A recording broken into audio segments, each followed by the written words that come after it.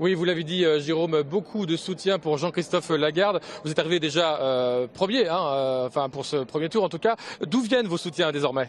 Ils viennent d'abord de Yves Jégo, de Chantal Joanneau, qui ont été éliminés au premier tour, mais fait 21%, du Parti radical, de la gauche moderne. Bref, ma responsabilité, mon devoir, c'est d'impulser le rassemblement le plus large possible pour une majorité très large, permettant à la fois de se réconcilier au lendemain de l'élection, encore qu'elle se soit très bien passée, mais nous avons besoin de tous travailler ensemble, y compris avec les amis d'Hervé Morin, et puis de mettre la marche en avant et de faire ce que je souhaite de l'UDI, le premier parti de l'opposition, et demain le premier parti de France.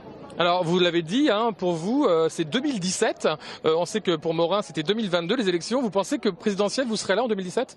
Je crois qu'on ne peut pas construire une famille politique en renonçant à l'élection présidentielle. Parce que c'est dire aux Français que nous renonçons à gouverner la France.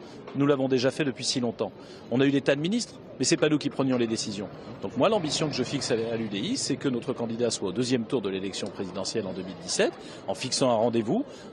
En 2016, on choisira celui ou celle d'entre nous qui sera le mieux placé. Mais d'ici là, nous décidons d'abord, à travers cette élection, de porter nos valeurs humanistes et fédéralistes, de montrer que la France n'est pas foutue, qu'elle peut s'en sortir et que les 33 années où le PS et l'UMP ont alterné au pouvoir ont empêché la France de s'en sortir. Regardez dans quel état nous sommes. Il faut une autre voie et on n'est pas condamné à la voie des démagogues, des populistes et des extrémistes. C'est pour ça qu'on a construit l'UDI autour de Jean-Louis Borloo et c'est ça que je souhaite que nous portions dans les 2 années qui viennent. Les Français doivent comprendre qu'on peut s'en sortir. La Suède, par exemple, qui est un pays qui avait des difficultés même plus importantes que nous, elle a réussi à transformer son modèle économique en conservant un bon niveau de protection sociale.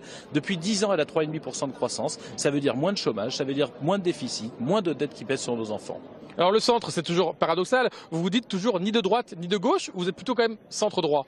Nous sommes en alliance naturelle avec la droite républicaine tant qu'elle ne fricote pas ou ne verse pas vers l'extrême droite. Mais moi, dans le mot alliance, je mets le mot concurrence. Pour gouverner, il y a besoin de coalition.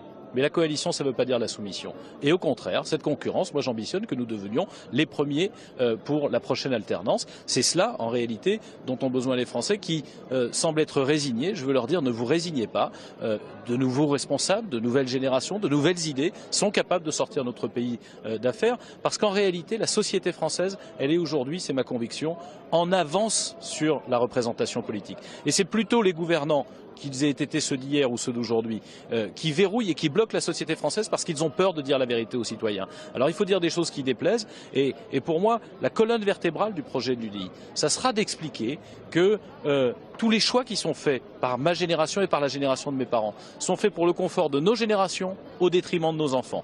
Eh bien, nous devons travailler, ce sera le rôle de l'UDI, être le défenseur de nos enfants, faire en sorte que leur avenir soit plus facile, quitte à faire un peu plus d'efforts nous-mêmes.